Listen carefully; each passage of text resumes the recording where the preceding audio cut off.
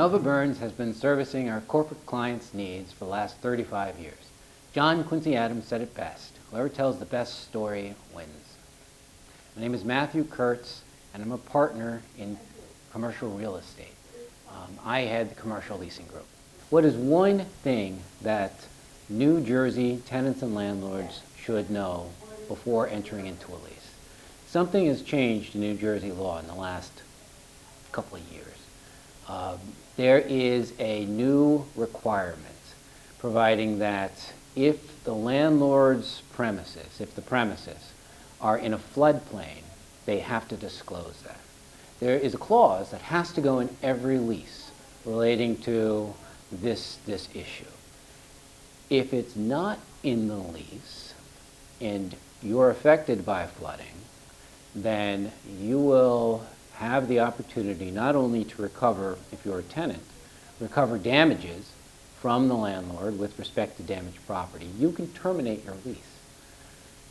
This is an issue that hasn't made it into a lot of landlord-tenant negotiations or even formed landlord leases because it's only come up in the last couple of years.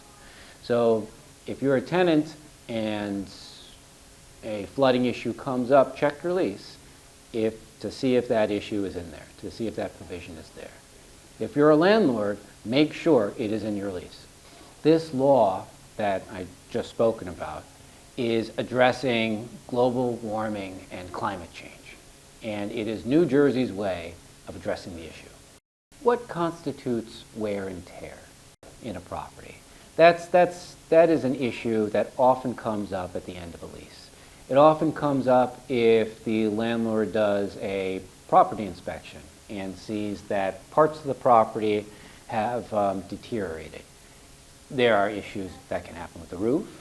At the end of a 20-year lease, the roof could be leaking. It could have a roofing report that says this roof needs to be replaced. Is it the tenant's responsibility or the landlord's responsibility? The condition of the parking lot. There's alligatoring all over the lot. There are cracks. There are problems. It needs to be resurfaced and repainted. Whose responsibility is it? The HVAC equipment. Some parts of it are deteriorating, but it's the tenant's responsibility under the lease. Does that mean that it's the tenant that has to pay for a new HVAC equipment? All of these are issues that are going to be very specific to how what maintenance occurred during the term of the lease. If you're a tenant, you're going to want to keep all of the maintenance that you've done. If you're a landlord, you want to make sure that you have the condition of the premises thoroughly inspected and memorialized before a tenant goes into it. So you can show that at the beginning of the lease, this is the condition turned over to the tenant. If you're a tenant, you want to make sure that to the extent you've cleaned up the premises and it's turned over in good condition, you document that. Because if you're hit with a lawsuit 3, 6, 12 months later, who knows what damage to the property has occurred in that intervening time period. So it's a question of documentation. We've been talking about large national tenants and large national landlords and big problems. But for small landlords that have 1 or 2 or 3 or 4 or 5 corporate properties and a handful of commercial tenants, these properties are critical for these landlords. And disruptions can be absolutely devastating. So it's key that your lease functions smoothly. You don't have any issues with the lease itself, and you can pass on costs that you incur to the tenants. If you are negotiating with a large national tenant, you may be presented with a form national lease. That form national lease should be scrutinized to make sure costs that you typically pass on to your tenants are are passed on to the tenant that's the large national tenant. Because it could very much, that lease could be different from what you're used to. If you're a small tenant and you're dealing with a landlord, maybe you have 1, 2 locations, you need to be aware of the costs that the landlord will be passing on to you. Some of them are typical. Your percentage share of operating costs, your percentage share of taxes, your share of these things over a base year. All of that's very standard. But what constitutes operating costs? There are many operating costs that are typically excluded. So, for example, costs relating to other tenants. A management fee is typically capped. Costs relating to capital expenditures, large expenditures that affect the property and might not relate directly to you. These things are often negotiated, and when you're entering into a lease, you should consider negotiating them.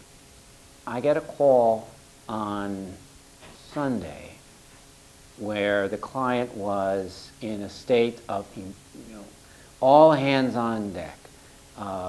The store, it was a tenant in a lease, had been shut down. And they were prohibited from operating at the store. This is the tenant's worst nightmare. And this was because the fire escape, the fire exit in the back of the store had been blocked by the neighboring landowner. And not only had it been blocked, there was a development next door, and there was an excavated hole for the foundation where there had been a path to the street. All of a sudden, our client couldn't operate at the facility, and there was no obvious way to the client as to how this was going to be resolved, because not only was the fire exit blocked, it seemed to be permanently blocked. We scrambled, we got an injunction against the neighboring property owner and required him to build a means of egress and egress over his constructed excavated hole. After doing a little bit of research, we found an easement that had been unreported in the last deed exchange that provided for our client's entry from the door to the street in the back. And we wound up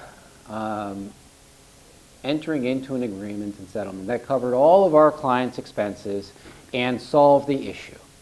All because we did the legwork, we got the injunctions, and we followed through to get the client what it needed. My name is Matthew Kurtz. If you're in need of a lease agreement, drafting, if there's a lease issue that comes up, if you have any questions about your current lease, please just give me a call.